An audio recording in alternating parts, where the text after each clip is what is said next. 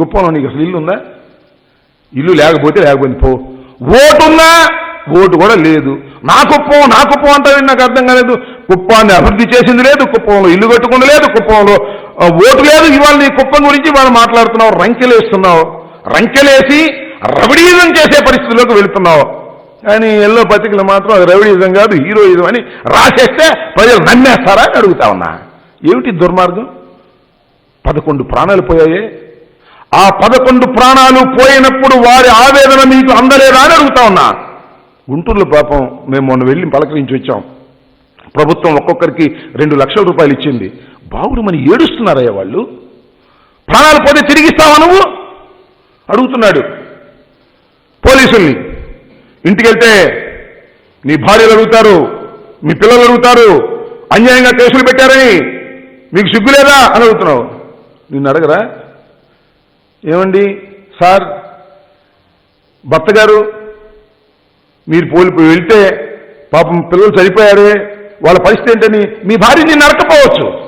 కానీ ఈ రాష్ట్రంలో నువ్వు ఎక్కడికి వెళ్తే అక్కడికి చనిపోయినటువంటి వారి తాలూకా ప్రజలు బాధపడుతున్నారు, రోధిస్తున్నారు. వారిని కాపాడాలనే ఉద్దేశంతోనే ఈ జీవోను బయటకు తీసుకొచ్చారు తప్ప నిన్ను కట్టడి చేయాలనేటువంటి ఉద్దేశం కానే కాదు. భావ ప్రకటన స్వేచ్ఛ హరించడానికి ఈ జీవో తీసుకొచ్చామని చెప్పేసి కాకులు కూసినట్టు కూస్తున్నారు అందరూ. కొంతమంది ఏమిటో నాకు అర్థం కాల. జనం చచ్చిపోతా ఉంటే చూస్తూ ప్రభుత్వాలు ఊరుకునేటటువంటి పరిస్థితి ఎందుకు ఉంటుందో ఒక్కసారి ఆలోచించమని మనం వచ్చేస్తున్నా. అసలు చంద్రబాబు నాయుడు గారు ఎక్కడికి వెళ్తే అక్కడ శని అంతే, దానిలో అనుమానం లేదు. ఆయన ప్రభుత్వం అధికారం ఉన్నప్పుడు చూశారు కదా, పుష్కరాలకి పాపం భక్తులు స్నానం చేయడానికి వస్తే 29 మంది ధామం చచ్చిపోయారు. ఏం లేదు, పిచ్చి.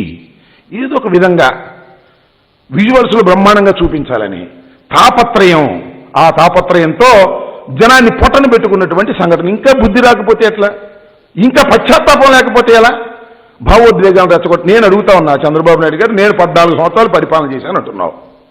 నేను 14 సంవత్సరాలు పరిపాలన చేశాను, ఇన్ని సంక్షేమ కార్యక్రమాలు చేశాను, ఇంత అభివృద్ధి చేశాను, నాకు ఓటేమని అడుగుతున్నావు? అడగట్లా. నన్ను కట్టడి చేస్తున్నారు, తిరగబడండి అని భావోద్వేగాలను రెచ్చగొట్టడం ద్వారా మాత్రమే ఓట్లు సాధించాలనుకునే వాడివి నువ్వు. తాత్కాలికమైన రాజకీయాలకు పనికొచ్చేవాడివి తప్ప శాశ్వత రాజకీయాలకు పనికొచ్చేటటువంటి వ్యక్తివి కాదనే విషయాన్ని నువ్వు గుర్తుపెట్టుకోవాలని కూడా ఈ సందర్భంగా నేను మనవి చేస్తున్నాను.